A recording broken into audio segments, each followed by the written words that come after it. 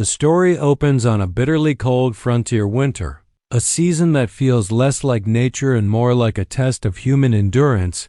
The land lies buried under white silence. The winds howl through empty streets, rattling broken shutters and whispering through the ghost town of Dry Creek. Once it was a bustling settlement of miners, ranchers, and merchants. Now it is a graveyard of hunger in this cruel season. Food has become rarer than gold. The mines have closed, livestock have frozen or fled, and the few remaining townsfolk guard their rations like treasure. Among them lives Clara Whitfield, a young widow of just 27, and her two small children, Sam, 8, and Lily, 5. Clara's husband, Daniel, died 6 months ago in a mining collapse, leaving her with nothing but a few debts and a heart that refuses to stop grieving. Her small cabin on the edge of town offers little warmth. The firewood is nearly gone, and her cupboard holds only a handful of crumbs. She sold everything that could fetch a coin: her wedding dress, her husband's tools, even the quilt her mother made. Yet the children's faces grow paler by the day, their cheeks hollow, their eyes losing the sparkle that once made her strong that morning. Clara wakes to the sound of her daughter's weak coughing. She touches Lily's forehead and feels the chill of starvation, not sickness, but emptiness. Desperation finally breaks through her pride, wrapping the children in her late husband's coat. She whispers, "We're going to town. My love's mama will find us something to eat." Snow crunches beneath their worn shoes as they trudge down the road. The horizon blurred by frost, the sight of Dry Creek brings no comfort. The once lively town square now looks lifeless. A few thin figures moving between shuttered shops. Smoke drifts lazily from chimneys, carrying the scent of bread and stew, smells that sting Clara's stomach like a cruel memory at that same moment. Another figure rides into town, Eli Carter, a weathered cowboy with a wide-brimmed hat dusted in snow. He rides a chestnut horse, his saddle worn but well cared for. He's a man used to silence, one who's been drifting from town to town with no destination, haunted by memories of a wife and son lost years ago to fever. His eyes, a deep gray, carry the weight of a man who's seen too much and cared too little, until today Eli dismounts near the general store, intending only to buy coffee, flour, and cartridges before moving on, but his path crosses Clara's the moment she enters. Trembling, holding her two children by the hand, heads turn as she steps up to the counter, her voice shaking. "Please, mister, I'll give you this brooch. My last thing of worth, just a loaf of bread. Please." The shopkeeper, a sour man named Harlan Briggs, looks her over coldly. "That trinket ain't worth half a loaf," he sneers. "Try the church." Tears well in Clara's eyes, but she doesn't back down. "My children are hungry, please." "Take it. Take anything." The shop goes quiet. The townsfolk avert their eyes, too ashamed or too hardened to help finally. In a voice cracked by despair, Clara whispers words that freeze Eli in place. "Then take my children, please. Just give them food. Let them live." A murmur ripples through the crowd. No one moves, except Eli. He steps forward. His boots heavy on the wooden floor, he removes his hat. Eyes soft with something long buried. "Compassion, ma'am," he says quietly. "You keep your brooch and your children." He turns to the shopkeeper. "Pack what they need on my tab." And in that single moment, amid a starving town's indifference, one cowboy's mercy sparks the first flicker of hope. A light strong enough to challenge the coldest winter. Moment Eli Carter's deep voice broke through the hush of the general store. Time seemed to slow. His simple words, "You keep your children, I'll feed you all," hung in the air like a spark in the cold. The other townsfolk stared in stunned silence in a place where hunger had hardened hearts. Compassion had become a forgotten language. Clara could hardly comprehend what she had heard. Her lips parted, trembling, her breath visible in the frosty air. For weeks she had prayed for a miracle, even a small one, but none had come now. Standing before this rugged stranger, her faith and disbelief clashed like thunder in her chest. You don't have to," she whispered, her voice raw from hunger and pride. "We're not your burden." Eli met her eyes, tired, hollow eyes that mirrored his own past pain. "Ma'am," he said, placing a gentle hand on the counter, "I ain't here for charity. Just seems wrong for a mother to starve while men have full saddlebags." He pulled a few silver coins from his pocket and slid them toward the shopkeeper. "Fill this basket. Bread, beans, salt pork, and a bit of sugar for the young'uns." His tone left no room for argument. Harlan Briggs grumbled but obeyed. Stacking food into a worn basket, the smell of fresh bread made Clara's stomach twist. Sam's eyes lit up, and little Lily tugged at her mother's skirt, whispering, "Mama, is it for us?" Clara knelt beside her, tears spilling despite her will. "Yes, sweetheart," she whispered, "it's for us." Eli lifted the basket easily with one arm and nodded toward the door. "You got a place to stay?" Clara hesitated. "A cabin, just outside town. What's left of it?" She looked down. Ashamed, no firewood left, roof leaks, but it's home.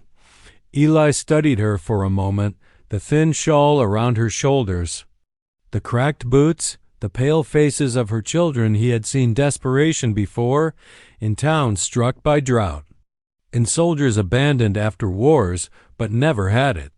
Struck him this deep, there was something about this woman's courage that stirred the part of him he thought long dead. "Then let me help you." "Home," he said simply. Clara opened her mouth to protest but stopped. Pride could no longer keep her children warm, so she nodded, silently outside. The wind bit at their faces as they crossed the snowy street. Eli loaded the supplies onto his horse and lifted Lily into the saddle in front of him.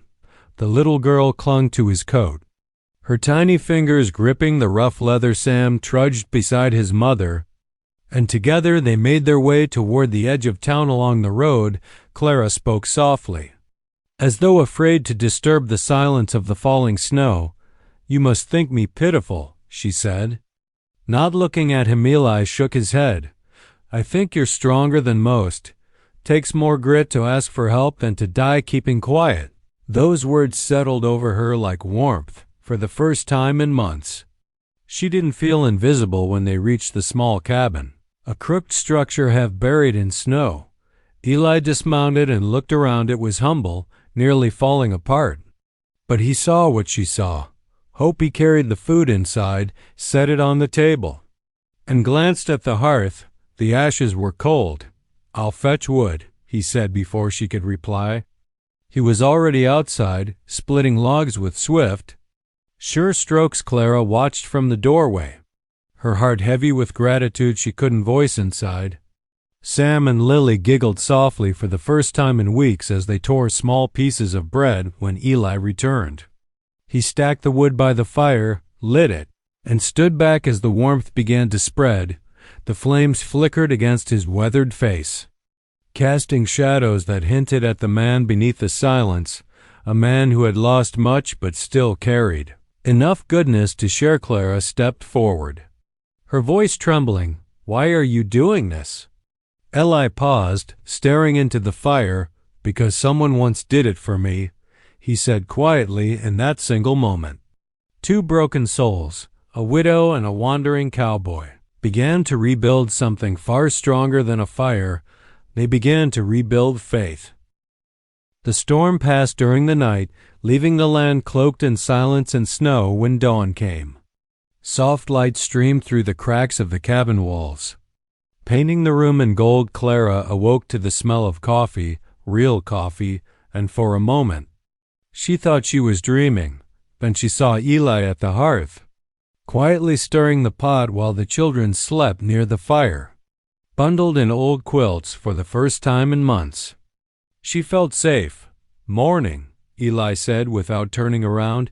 "Didn't mean to wake you." Clara sat up, pulling her shawl tighter. "You didn't, it's just been a long time since the morning smelled like home." He handed her a tin cup, his rough hand steady despite the wear of the trail. "Then let's make this one count." The gesture, small and simple, brought a lump to her throat. It wasn't just coffee. It was kindness. It was mercy wrapped in steam and warmth. She sipped, closing her eyes as the bitter liquid spread through her chest like life itself outside. The prairie stretched white and endless. Eli looked out the window, his voice low. "There's a trading post half a day's ride south. We could get more supplies, maybe blankets. Medicine for the little one's cough." Clara hesitated. "We?" He glanced at her, a faint smile ghosting across his face. "You think I'd let you ride out there alone?" "Not while there's breath in me." The words disarmed her. For months she had carried every burden herself, the hunger, the fear, the loneliness. Now someone was offering to share it, and it frightened her almost as much as it comforted Irby mid-morning. They set out together. The sky was pale and heavy with clouds, the kind that whispered of more snow to come. Clara rode in the wagon seat beside Eli, wrapped in a blanket while her children nestled behind them. The steady creak of the wheels and the rhythmic sound of the horses' hooves filled the silence between them as they rode. Clara found herself stealing glances at him. His face was weathered, his jaw strong but kind. A thin scar crossed his temple, the kind left by years of hard living, yet his eyes, gray as winter sky, carried something she couldn't name. Sorrow, maybe, or redemption waiting for its purpose. "You've done this before," she said softly. "Done what?" "Help people who don't belong to you." Eli's grip on the reins tightened. "Used to be someone helped me when I didn't deserve it, a preacher. Out near the border, found me half dead after a cattle raid went bad, fed me, patched me up, sent me back to start over. I never forgot that." Clara's gaze softened. "So you've been walking this road a long time." He nodded. "Long enough to know mercy's the only thing that keeps a man human." They rode in silence after that, but the air between them had changed.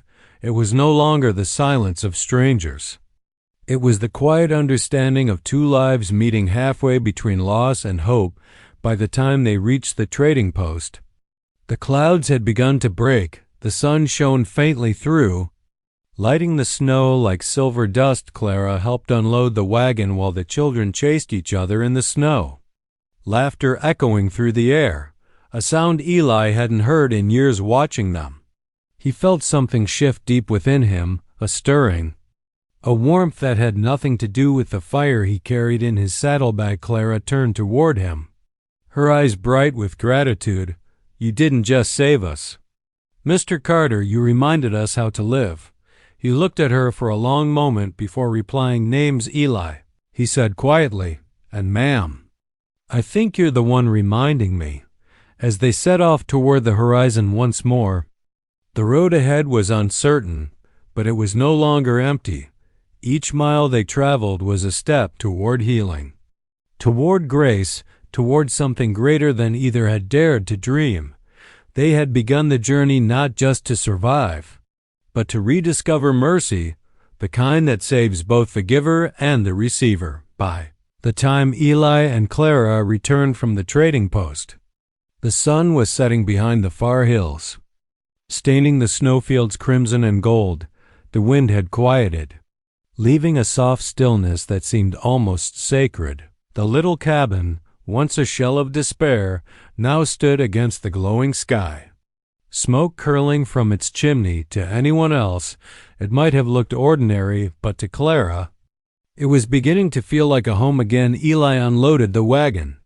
His movements steady and practiced, he stacked the sacks of flour and beans by the door, then handed Clara a bolt of fabric he bought without telling her. "Figured you might turn it into something useful," he said with a faint, shy grin. Clara ran her fingers over the soft cloth, pale blue cotton. "For curtains, maybe," she whispered, her voice catching, "or for Lily's dress." "Whatever makes this place feel like yours," Eli said simply inside. The cabin felt transformed. A new warmth glowed from the fire. The shelves, once bare, now held jars of food, a loaf of bread, and a few small luxuries like salt and sugar. Sam sat cross-legged near the hearth, carving a piece of wood Eli had given him, while Lily hummed softly to herself. Wrapping her doll in scraps of cloth, Clara stood in the doorway for a moment. Watching the scene unfold, the simple sight of her children smiling, truly smiling, made her chest ache in a way that was both painful and beautiful. She turned to Eli. "I don't know how to thank you," she said quietly. "You've given us more than food or shelter. You've given us back something I thought we'd lost." Eli shook his head. "You don't owe me a thing." "Ma'am, I didn't give you anything that wasn't already yours. You just needed a hand remembering it." Those words struck deep for months. Clara had felt like a ghost, living only for her children, too hollow to dream, but now, standing in the soft firelight with Eli's quiet strength beside her, she began to feel alive again. That night, they shared a meal together, beans simmered with salt pork, thick bread, and warm coffee. It was humble fare, but it felt like a feast as the snow whispered against the windows. Laughter filled the little cabin later, after the children had fallen asleep. Clara sat by the fire sewing a small patch into Sam's worn coat. Eli was mending a loose hinge on the door. The silence between them was easy now, comfortable, the kind that didn't need words to be understood. "Must have been a long winter for you," Eli said softly. "The longest," Clara admitted. "After my husband passed, I tried to keep things going, but—" She stopped, staring into the flames. "I thought I'd failed them. I couldn't even keep them warm." Eli leaned forward, his voice low and gentle.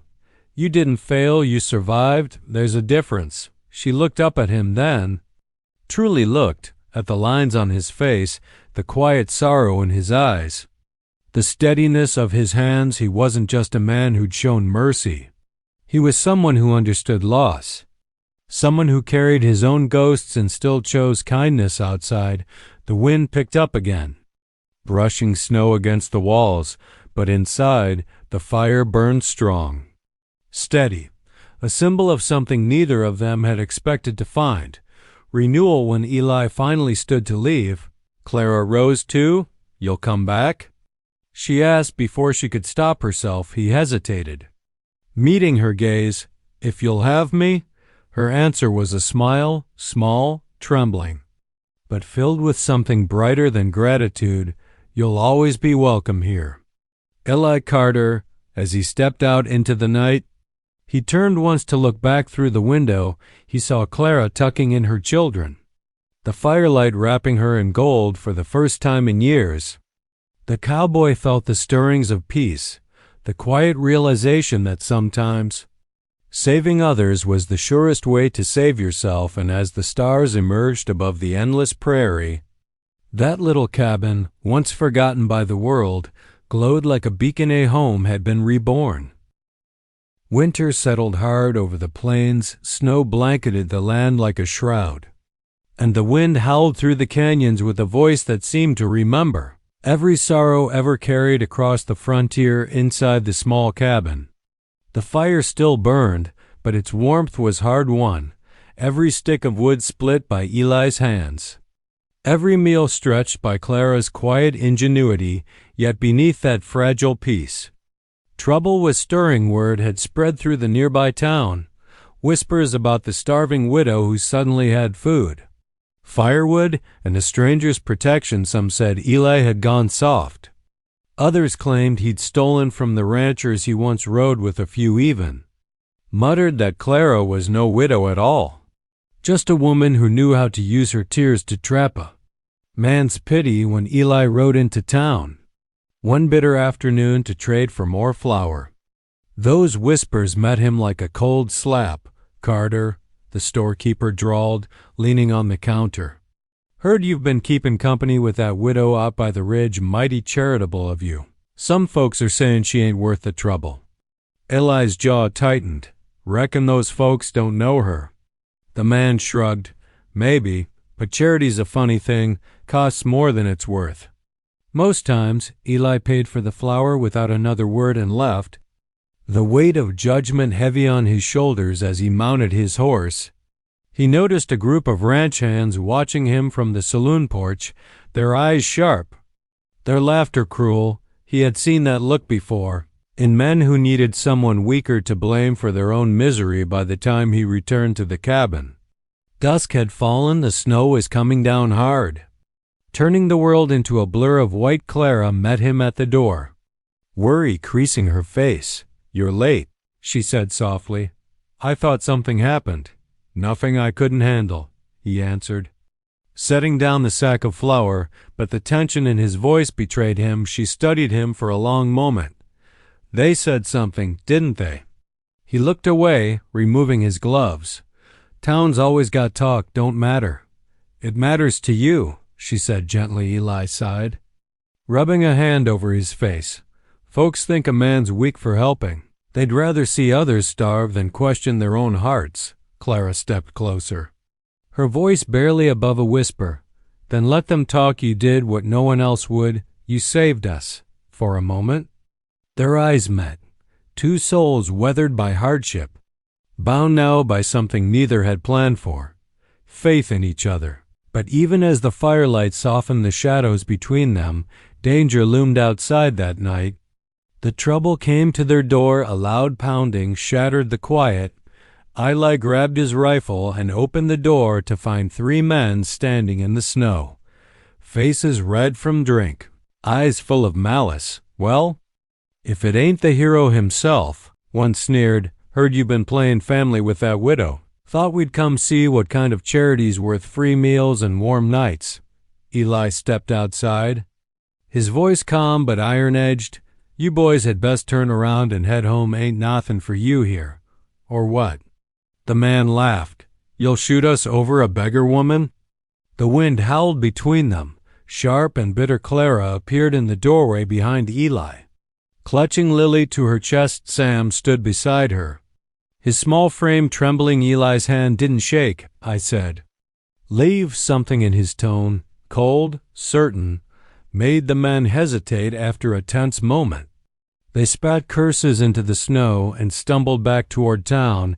The crunch of their boots faded into the dark, swallowed by the storm. When Eli closed the door, Clara stood frozen, her eyes wide. "They would have hurt you," she whispered. "Maybe," he said softly, setting down the rifle. "But I've seen worse men than them, and I ain't letting anyone take what little peace we've built." She reached for his hand then, hesitant, trembling, and when he didn't pull away, she held on in the firelight. Their shadows intertwined on the cabin wall, two broken lives, standing against a world that didn't understand mercy-kindness. Eli realized always carried a price, but for the first time, he believed it was one worth paying. Winter finally loosened its grip on the plains. The snow melted in silver rivulets that cut through the hard earth, and green began to push through the frost, small shoots of hope breaking the silence of survival for the first time in months. The air carried the scent of spring at the small cabin by the ridge. Smoke rose from the chimney, not from desperation but from rhythm. The daily work of living. The walls, once cracked and gray, had been patched with care. A handmade curtain fluttered in the window. A garden, freshly tilled, stretched beside the cabin. Eli's steady hands and Clara's hopeful heart making something grow again where death had lingered. The children's laughter rang through the morning. Sam ran barefoot through the wet grass, chasing a wooden toy horse Eli had carved for him. Little Lily toddled behind, her hair gleaming gold in the sun. Clara stood by the doorway, watching them with quiet joy. Eli emerged from the barn, wiping sweat from his brow. The months had changed him. The man who once drifted from town to town, carrying only his past and his horse, now looked like he belonged somewhere. His steps had purpose. His eyes, once dulled by loss, held light again. Clara met him halfway, holding a tin cup of water. "You've worked since dawn," she said, smiling softly. He took the cup, his fingers brushing hers. "Work feels different when it's for something that matters." Her eyes glistened. "You've done so much." "Eli, for all of us." He shook his head. "I didn't do it alone."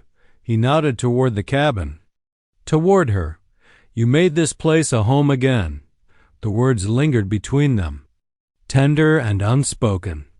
Both had known loneliness too long to rush what had quietly taken root between them, a bond forged in hardship, tested by fear and tempered by kindness. Later that afternoon, Eli saddled his horse and rode into town for supplies. When he returned, a single surprise lay in his hands, a packet of wildflower seeds. Clara looked at them in wonder. Thought the land could use a little color, he said. A shy half-smile tugging at his lips. Clara's laughter, soft, genuine, and bright, filled the air.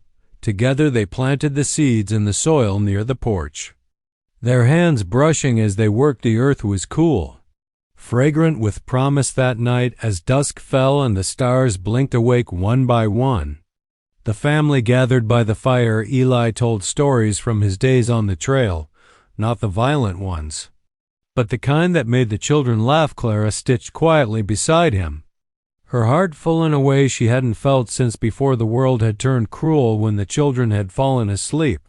She looked over at Eli. You could have ridden away, she said softly. After that night with those men, after the whispers, you could have gone back to your old life.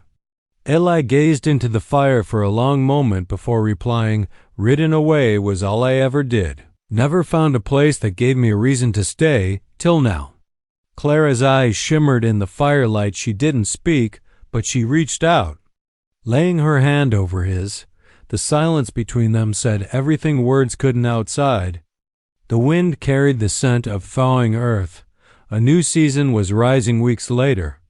The first wildflowers began to bloom, splashes of purple, yellow, and white against the green prairie. The garden thrived, the children grew strong, and laughter became as common as birdsong. The cabin by the ridge no longer looked like a place of sorrow.